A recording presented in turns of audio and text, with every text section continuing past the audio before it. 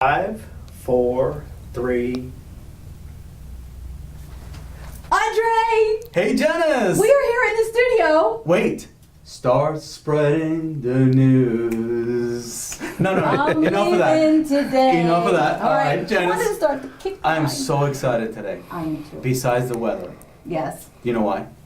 I think I know. There's a few things why. We have somebody very, very special. I know. Well, you know how special. So I'm going to know. let you talk about him. Yes. And please, Okay. please, well, before I get yes, too because excited. We're all big fans, but before we go there, let's Yes. just tell our listeners this is a very special Yes, it is. broadcast because we have our podcast, and all of you listening, we're very happy that you're listening. However, we're also videotaping this right now, so we have viewers as well as listeners today for the first time. For the first time. And we're, this is all about learning and practicing and moving forward, and That's what life is about. there you Yeah. go. So And Perry's going to give us a great lesson Okay. about that today. Okay. Well, you just let it sneak out. So let me tell you who we have here today, because we are so excited that we have Super Bowl great Perry Lamar Williams here.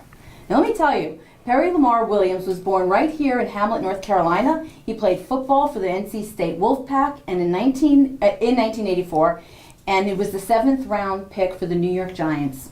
And in 1986, he joined Lawrence Taylor, Carl Banks, and Harry Carson, and the rest of the Big Blue Wrecking Crew as the Giants captured Super Bowl 21 in a 39-20 win over the Denver Broncos. 4 years later, number 23 earned his second Super Bowl ring. I don't see any on his hands right now. But as the Giants beat the Buffalo Bills in Super Bowl 25, and the Giants' thrilling 2019 come-from-behind victory when Buffalo kicker Scott Norwood's field goal attempt from 47 yards ran wide to the right in the closing seconds, and it was one of the greatest Super Bowls ever. Perry Williams played 11 years, and all for the New York Giants. And I can tell you, my husband has been a diehard Giants fan forever, and he is very happy to be here in the studio as well. And all of those years for the New York Giants, and today he's in North Carolina with us on Leaders in Motion, because we are all about entrepreneurs, but Community leaders. This is a special episode because Perry is not only a great athlete, and he'll talk about some of his athletic accomplishments, but he's truly a community leader, and that's what we're all about here And a today. mentor. And a mentor. And he's going to tell us a little bit about what he's been doing since he left the New York Giants, because he truly is a leader in motion. So welcome, Perry. Thank you, Janice. Thank you for having me. Thank you, Andre, for having me. That great introduction like that made me feel like I could go back and play football. I don't know how long I can play, but I think I can play for a little bit anyways. Well, you have a lot of energy, and I think you're doing so many great things now. What have you been doing? Let's tell the audience a little bit. Well, in the last, since I left the game, over the last 20 years, I've been involved in outreach programs. Been involved in teaching at a college in New Jersey, Fairleigh Dickinson University, and Teaneck Hackensack, New Jersey. I'm teaching a graduate class in leadership and strategic planning, so I'm doing a lot of that. But more importantly, giving back to the youth. I think our leaders for tomorrow are our youth. I think it's very important that we do that, to give back, pay it forward. It's all about the young people. I've said that countless times over the years, and I continue to do that. And I want to motivate myself continually and others to give back and get ready for the future for these young people, because they are our leaders for tomorrow. Now, the thing that I also engaged in over the years, Janet and Andre, is I worked with a program that I put together right after I retired in 1994. I came down here in 95, back to North Carolina, back to the Raleigh-Durham area. I put together a program for underprivileged children, disadvantaged children, basketball, baseball, and football camp called the Perry Williams 3 Sports Challenge. Now that's only for the youth and for the clinic for these kids, but it was also about career planning. opportunities. I know businessmen and women here in the Wake County area, in the Raleigh-Durham area, that was to give it up their time to come and talk to the kids about a career of opportunity like business, in the medical field, law enforcement. So I had a lot of people involved with that. So it was a great opportunity for me. I kind of put it on the back burner for a little while because I went back to New Jersey and I was doing a lot of work up there. But over that 4-year span, I had over 1,000 kids. I had about 250 kids per year, and I had probably 25, 30 sponsors involved in businesses and corporations involved, and then litany of other law enforcement agencies, like I said, the Raleigh-Durham Police Department, Wake County Police Sheriff Department. At that time, John Baker, the sheriff at that time, now he's no longer the sheriff, or he's deceased now, but he's the ex-football player himself.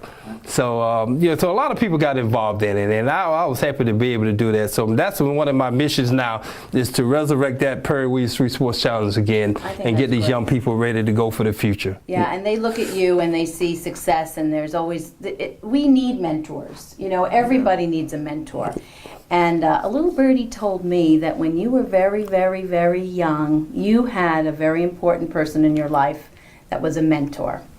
And I hope you don't mind if you can explain to us what your early days as really the first blindside child was. Well, a lot of people don't know that, but I can tell you now, to your audience here and your listening viewers, Janice, is I was a blindside 40 years ago, 44 years ago to be exact. I know the movie came out some years back, several years ago, but I had a man when I was growing up in Richmond County in a little town called Hamlin, and a lot of people may know about Rockingham with the NASCAR and all of that industry down there. I took a guy who took me under his wing. I was 10 years old.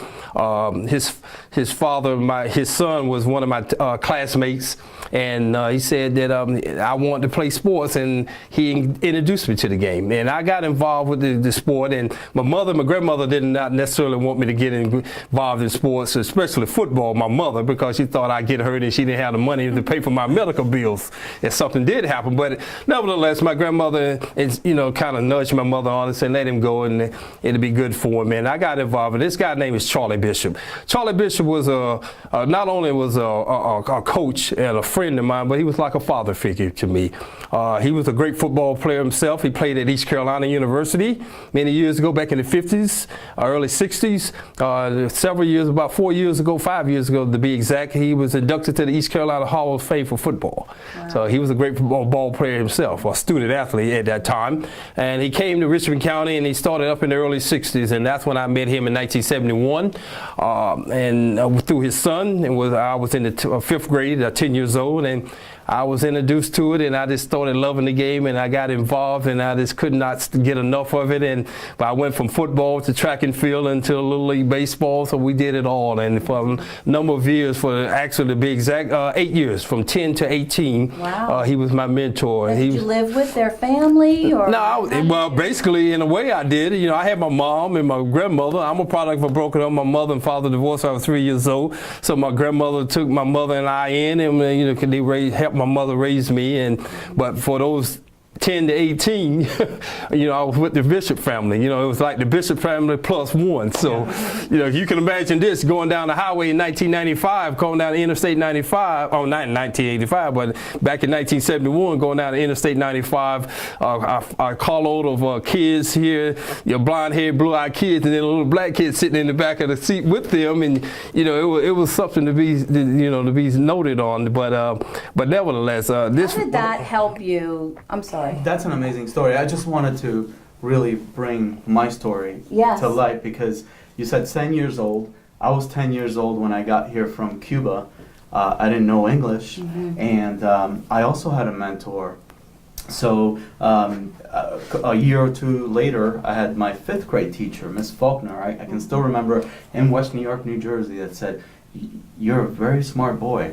I want you to do this. I want you to do that." And it was that positive reinforcement from that first mentor that, of course, wasn't my mom, because anything that my mom would say would go, in one ear, out the other. Yeah. But when you have another person reach out, which is something similar that you're doing today. And then the other thing, we were athletes. I was an athlete. I knew I didn't grow very tall. I knew I wasn't going to do anything with sports, so I had to really buckle down and take notes from some of those mentors. And I'm going to let you go on because your story is amazing. But I already can see that there are similarities in how we can use leadership. Yes. Do you agree with that? Yeah, absolutely, absolutely. You're talking about with your organization and leadership and motion, and it's all about leadership. It's all about teamwork. It's all about everybody understanding their roles and working cohesively together for the unified effort, and that's to be successful and be winners in life. But, you know, as I said again, we'll continue with my story there with this Bishop family. I mean, it was a great family, and this family also they go back in time. Well, his wife is by obviously her maiden name is Aycock. So if you know anything about Wilson, North Carolina, Rocky Mount, North Carolina, that family is big. They got highways named after her father, her grandfather out there called Frank Aycock, off of 95 in that area, northeast part of the state here. But you know, they just took me under their wing. I would do a lot of stuff with this family. Not only was he just out there coaching me, I mean, she would do tutoring with me at night with her children. We would go, you know, do our homework, and we did everything. So they taught me a lot of different things, study habits, time management, and all those little intricate things that was very important. Not only just be an athlete, but you got to be a student first, son. So she would always say that. And so she was a teacher also.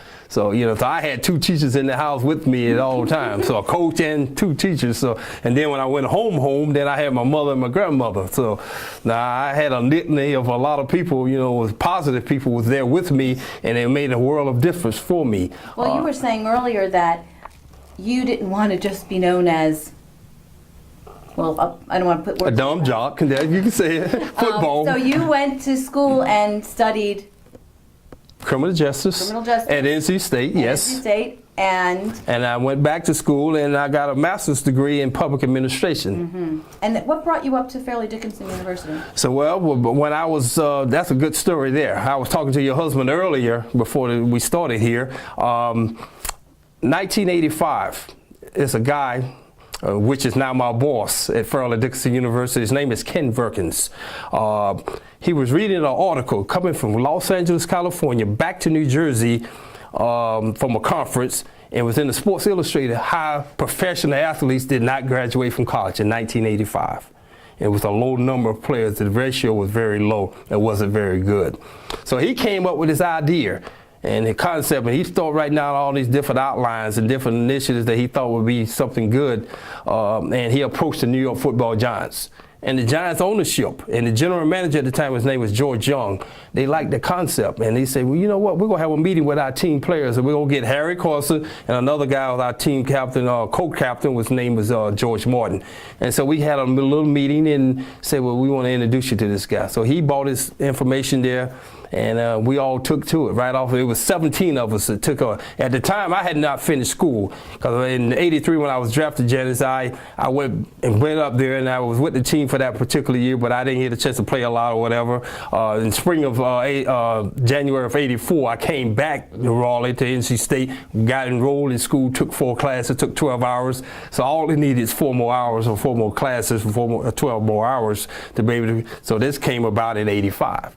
So I took the classes. I was so happy to get in it, and I did it, and I finished off the program. So now as we speak right now, here is 2016. The whole NFL took over the flagship of Fairleigh Dickinson University Continuing Education Program. The NFL does not run that. It's Fairleigh Dickinson who runs that. And this guy's name is Ken Verkins, and he runs all 32 teams in the NFL. And I helped him with these programs. I helped him facilitate it in 1985. And Perry, that was because of a light bulb moment that he had on the ride home, right? That's right, from California on the plane. California. Yeah. And that's what happens in business, these light bulb moments.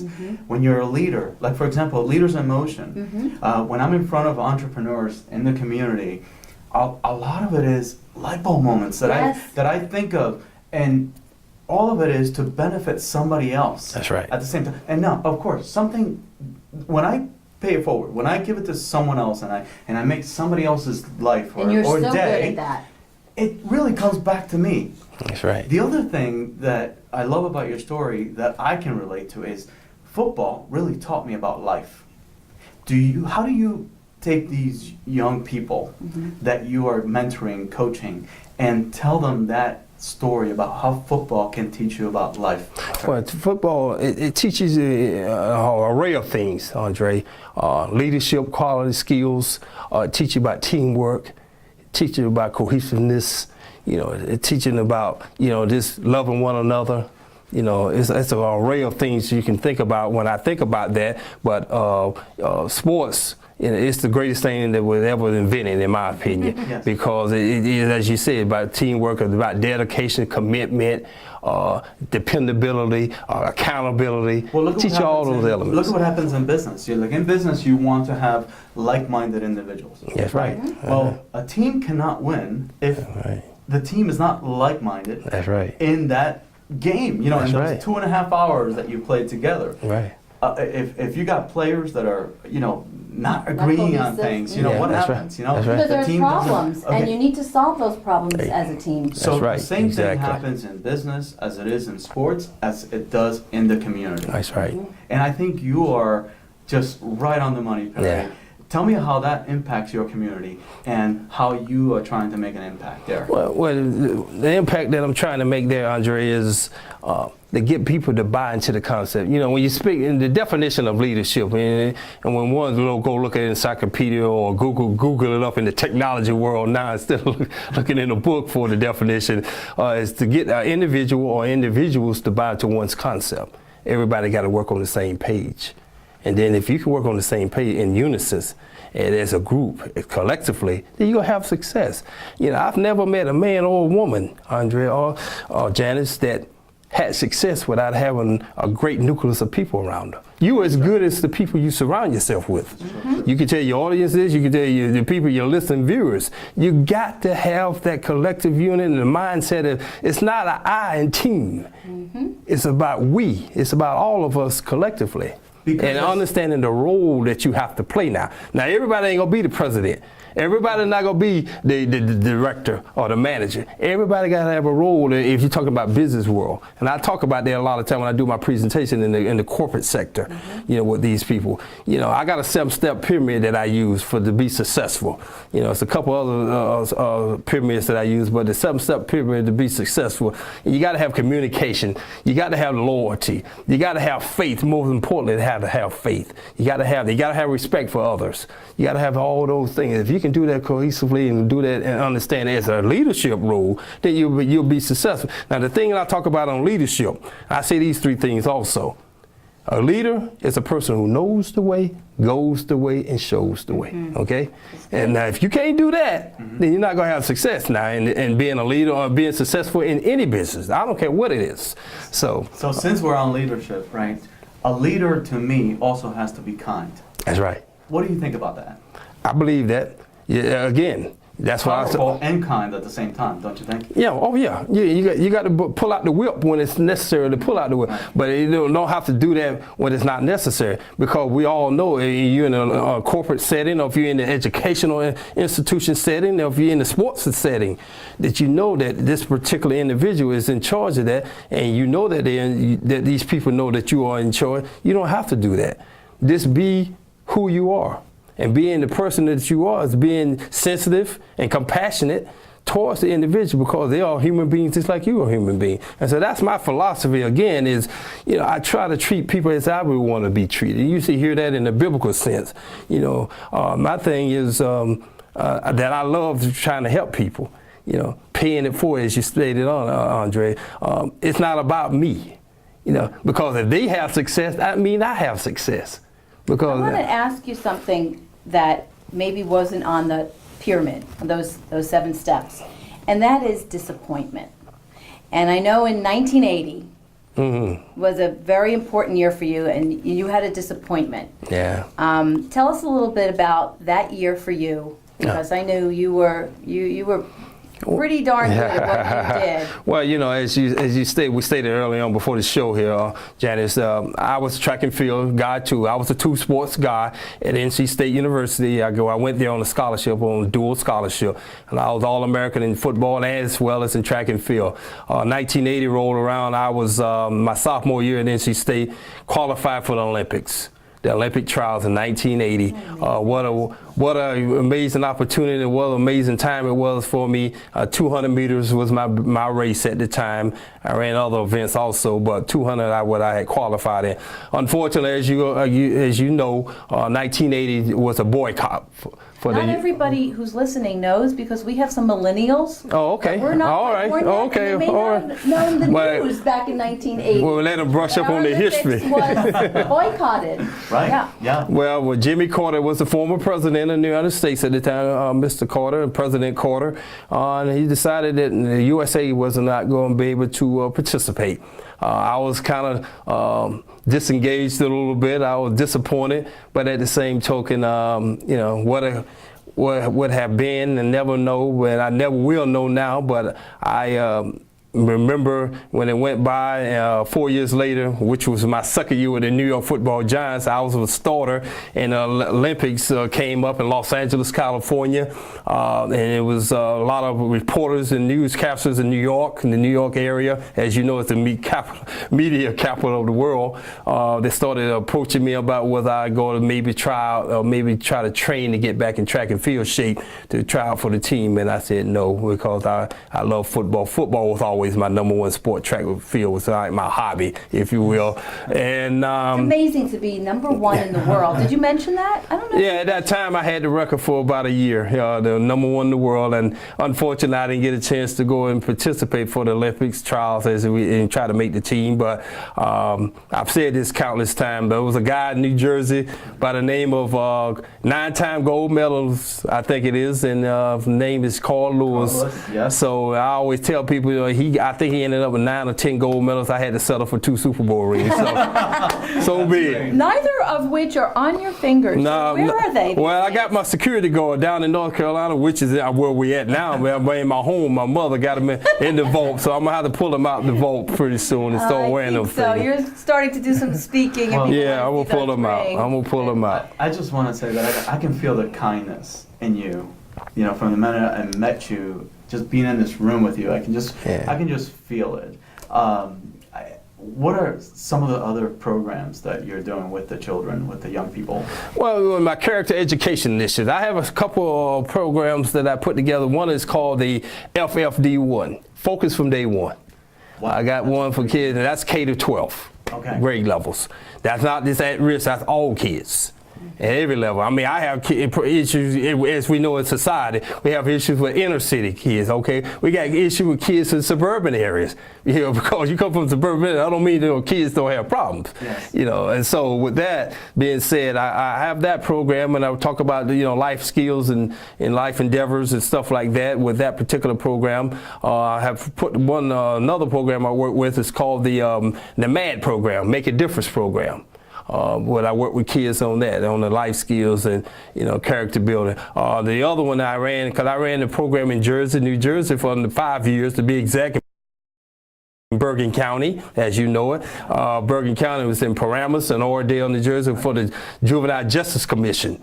For the juvenile center. I ran a program for 5 years there. It was a weekend program. I did that consecutively for 5 years on the weekends.